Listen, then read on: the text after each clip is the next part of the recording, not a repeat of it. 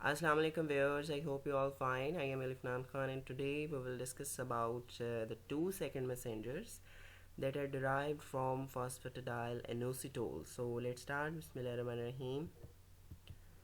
2 second messengers are derived from phosphatidyl inositol.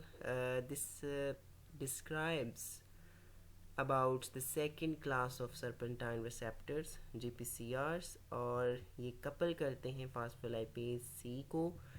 ये फास्फोलाइपेज see basically करता क्या है, ये प्लाज्मा मेम्ब्रेन लिपिड जो है फास्फेटिडाइल इनोसिटोल 4,5 बिसफॉस्फेट पिप 2 को क्लीव करता है, जो कि एक नॉर्मल कंस्टिट्यूएंट होता है प्लाज्मा मेम्ब्रेन का, और इससे दो पोटेंट सेकेंड मैसेंजर प्रोड्यूस करवाता है।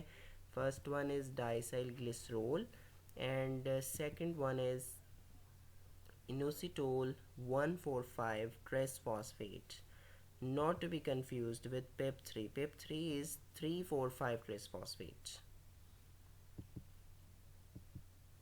नेक्स्ट ये एक जो है ग्लिसरोफॉस्फोलिपिड की जनरल स्ट्रक्चर है, और यहाँ पर ये जो हेड ग्रुप सब्सट्रेट एक्स है यही इसकी स्ट्रक्चर को भी चेंज करेगा और इसके नाम को भी चेंज कर देगा।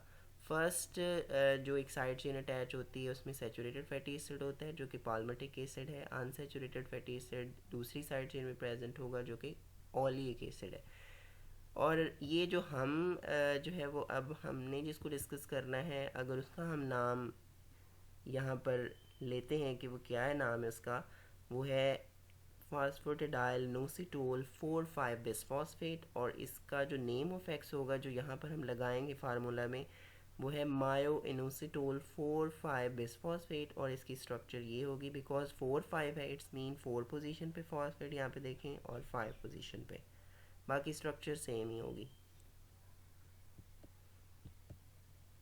फास्फेटिडाइल 4,5 बिसफॉस्फेट ये इसकी एक स्ट्रक्चर है। यहाँ पर दिखाया गया है कि डिफरेंट एंजाइम जो हैं वो इस पर एक्ट कर सकते हैं। लाइक अगर फास्फोलाइपेज A1 की बात करें तो वो इस बॉन्ड को ब्रेक करता है, और 2 की बात करें वो इस बॉन्ड को ब्रेक करता है। फास्फोलाइपेज इस बॉन्ड को ब्रेक करता है, और जो फास्फोलाइपेज डी है वो इस बॉन्ड को ब्रेक कर रहा है। क्योंकि हम इस लेक्चर में सिर्फ फास्फोलाइपेज सी की बात कर रहे हैं कि ये जो second class of serpentine receptor है ये कपल द फास्फोलाइपेज सी, तो फास्फोलाइपेज सी क्या करेगा, पिप 2 को यहाँ से ब्रेक करेगा और दो पोटेंट सेकंड मैसेंजर बनाएगा। ये ऊपर वाली स्ट्रक्चर जो है वो डाइसेल ग्लिसरोल बन जाएगी, और नीचे वाली जो है वो इनोसिटोल 1,4,5 ट्रेस फॉस्फेट IP3 बन जाएगी। यहाँ पर देखें ये और क्लियर इसकी जो है वो डायग्राम, फास्फेटिडाइल इनोसिटोल 4,5 बिसफॉस्फेट, इस पे फास्फोलाइपेज सी का एक्शन और वाटर की एडिशन, क्योंकि ये हमने पीछे डिस्कस किया कि वो फास्फोलाइपेज सी इस बॉन्ड को ब्रेक करता है, तो जब इस बॉन्ड को ब्रेक करेगा तो डाइसेल ग्लिसरोल प्रोड्यूस करवाएगा और इनोसिटोल 1,4,5 ट्रेस फॉस्फेट प्रोड्यूस होंगे। नेक्स्ट यहाँ पर इसकी और जो है वो क्लियर विजन है कि यहाँ पर आप देखें, क्योंकि इसके नाम से ज़ाहिर है 1,4,5 ट्रेस फॉस्फेट, इट्स मीन 1 पे फॉस्फेट, 4 पे फॉस्फेट और 5 पे फॉस्फेट, 1 फॉस्फेट और ये 4 पे फॉस्फेट और ये 5 पे phosphate. Trace phosphate means 3 phosphate attach होते हैं। ये है अब इसका मैकेनिज़्म। फर्स्ट वन, जैसे ही हार्मोन बाइंड करेगा स्पेसिफिक रिसेप्टर के साथ तो ऑक्यूपाइड रिसेप्टर जो है वो जीडीपी एक्सचेंज करेंगे ऑन जीक्यू पर। अब जैसे ही ये जीटीपी एक्सचेंज हो चुकी होगी तो ये विद बाउंड जीटीपी तो ये एक्टिवेट करेगी फॉस्फोलाइपेज सी को, जो कि एक मेम्ब्रेन बाउंड है। और फोर्थ में क्या होगा, activate phospholipase C cleaves फास्फेटिडाइल inositol 4,5 bisphosphate to inositol trisphosphate IP3 and diacyl glycerol। यहाँ पर देखेंगे फॉस्फोलाइपेज सी था, इसने ये पिप 2 को डाइसाइल ग्लिसरोल और IP3 में कन्वर्ट कर दिया है। और नेक्स्ट फिर क्या होगा, IP3 क्या करेगा, bind to the specific receptor on the endoplasmic reticulum releases the sequestered calcium, कि ये एंडोप्लाज्मिक रेटिकुलम पे जाके बाइंड करेगा और जो कैल्शियम है उसको रिलीज़ करवाएगा। और नेक्स्ट में अब क्या होगा, ये कैल्शियम और जो डाइसाइल ग्लिसरोल है ये दोनों एक्टिवेट करेंगे प्रोटीन काइनेज सी को at the surface of the plasma membrane. ये प्रोटीन काइनेज सी है और ये कैल्शियम और डाइसाइल ग्लिसरोल जो है वो इसको एक्टिव कर रहे हैं। नेक्स्ट फिर ये प्रोटीन काइनेज सी क्या करेगा, phosphorylation of cellular proteins by protein kinase C produces some of the cellular responses to the hormones, कि प्रोटीन काइनेज सी जो है वो फास्फोराइलेशन करवाएगा सेलुलर प्रोटीन्स की, जिससे सेलुलर रिस्पॉन्स प्रोड्यूस हो जाएगा टू हार्मोन्स।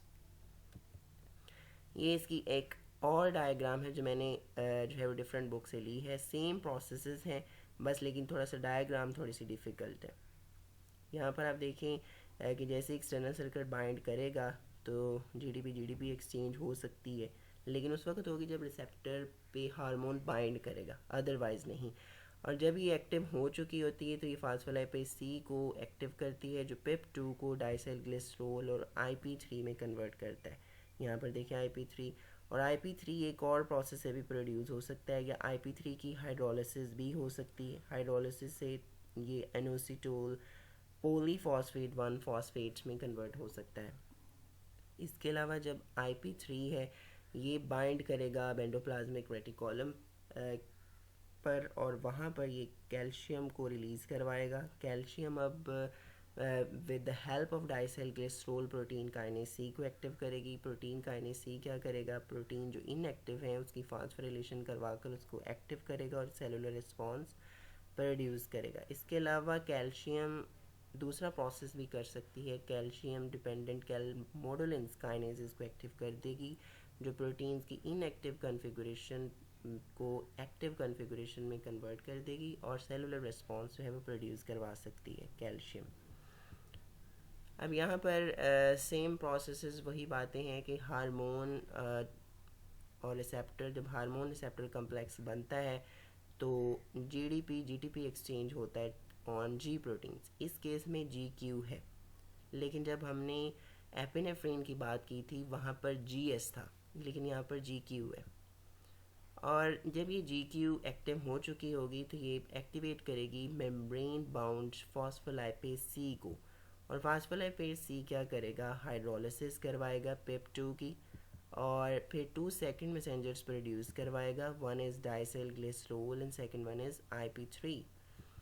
और IP3 एक वाटर सोलेबल कंपाउंड है, ये बाइंड करेगा specific IP3 receptors on endoplasmic reticulum and causes calcium channels to open, जिससे कैल्शियम फिर क्या होगी, रिलीज्ड हो जाएगी इनटू साइटोसोल, और साइटोसोलिक कंसंट्रेशन जो है कैल्शियम की rises sharply to about 10⁻⁻⁶ molar.